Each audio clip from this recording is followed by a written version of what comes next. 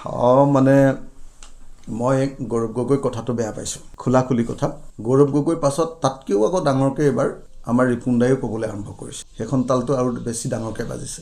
মই ভাবোঁ যে গৌৰৱ গগৈৰ যিটো প্ৰিন্সিপল আছিলে যে আমি আসন বিতৰণ আৰু এলায়েন্সৰ আলোচনা কেমেৰাৰ বাহিৰত কৰিম, কেমেৰাৰ সন্মুখত আমি আসন বিতৰণ নকৰোঁ।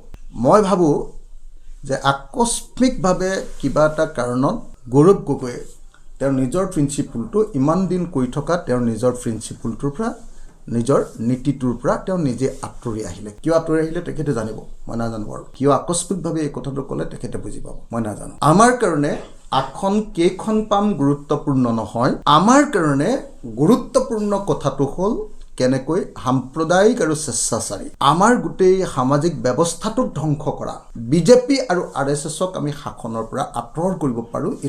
এইটোৱে আমাৰ কাৰণে আটাইতকৈ গুৰুত্বপূৰ্ণ। আমাৰ কাৰণে দেশ ডাঙৰ, আমাৰ কাৰণে দল তাৰ পাছত, আমাৰ কাৰণে এলায়েন্স ডাঙৰ, আমাৰ কাৰণে চিট কিমান পাম তাৰ পাছত। কিন্তু এলায়েন্সটো কমপ্লিট হোৱাৰ লগে লগে গৌৰৱে যিধৰণে আকস্মিকভাৱে সংখ্যাৰ প্ৰশ্নটো জাপি দিছে, মই ভাবোঁ যে এইটো হ'ব নালাগে। আমি গণতান্ত্ৰিকভাৱে সকলোৱে কথা পাতি আসনৰ সংখ্যাটো নিৰ্ধাৰণ কৰিম।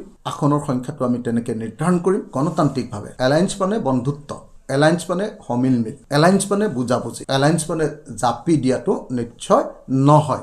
আমিও ইমানখন আসন লাগিবই বুলি এলায়েন্স হৈ যোৱাৰ পাছত একবাৰো নকওঁ। আপোনালোকে চাব, একবাৰো ক'তো আমাৰ পিনৰ পৰা ইমানখন আসন লাগিবই বুলি আমি এটা শব্দও এলায়েন্সটো হৈ যোৱাৰ পাছত আমি নকওঁ। আমাৰ ঐক্যমঞ্চৰ সকলো দল বহি লৈ এবাৰ আলোচনা কৰি সিদ্ধান্ত ল'ম। আৰু মোৰ মতেতো এখন মিটিঙতে আমাৰ কাম শেষ হৈ যাব। আমি টিকেট কোনে কিমান পাম এখন মিটিঙতে বহি লৈ 5 ঘণ্টা 6 ঘণ্টামান লাগি যাব। 5-6 ঘণ্টা বহি লৈ একেদিনাই খতম কৰি দিম। কাৰণ আমি নিজক অকল প্ৰতিষ্ঠা কৰিবৰ কাৰণে নহয়, নিজৰ দলক অকল প্ৰতিষ্ঠা কৰিবৰ কাৰণে নহয়, এটা অসুৰ শক্তিৰ পৰা আমাৰ জনগণক ৰক্ষা কৰিবৰ কাৰণে আমি এলায়েন্স কৰিছোঁ।